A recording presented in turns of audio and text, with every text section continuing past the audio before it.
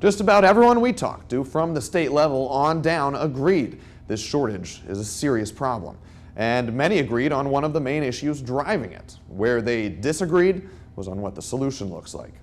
To stay competitive with other departments, Byron Police Chief Wesley Cannon says his force needs more money for one specific purpose. If you need more people applying for these positions, do you need to raise the initial salary? Yes, you do. Ryan Powell, the Deputy Executive Director of the statewide agency that accredits and tracks all of Georgia's law enforcement officers, agrees. Is it fair to say starting pay is one of the biggest issues? Without a doubt. Chief Cannon says funds at the local level, especially in communities like Byron, are tight. According to him, starting pay for entry-level officers there is just shy of $15 per hour. We're a small community. Our tax base is only so much. The mayor there, Larry Collins, says under the right circumstances, help from the state would be welcome. Yes, I would like for the state to subsidize officer pay. Byron State Representative Robert Dickey acknowledged that the state does subsidize teacher pay. But we have traditionally shared in that funding for education in our state, local component and a state component. But he said law enforcement pay is an issue that should be handled by local leaders. It's always been their responsibility, and I hate to get the state involved in running things that's always been a local issue.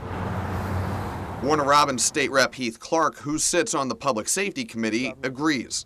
You know, the beauty of our system is local governments get to set their priorities. Instead of directly funding officers and deputies, Clark touted programs to funnel cash back to local governments through other means, like a revamped internet sales tax. While Dickey said he's working on legislation to send more money to the state's mental health and addiction treatment programs, something he believes will take part of the burden off local officers. Meanwhile, Chief Cannon says for Byron Police, a lot of the answer comes down to cash. It's harder for an agency like us to stay competitive with the surrounding agencies when their pockets are so much deeper. Dickey acknowledged the challenge and said he'll take the issue to the Capitol. This is prompting me to really go back to Atlanta and start having some other conversations with other legislators. And Byron's mayor said local officials there are working on fitting a police pay raise into next year's budget. Chief Cannon said he's unsure if the state should subsidize officer pay or not. But one thing he is sure of,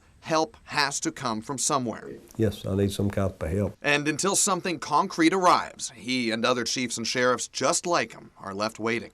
It's really starting to scare me. You have to have police officers on the street. The question is, will something be done, or will those in power look past the warning lights? For 13 Investigates, I'm Zach Merchant.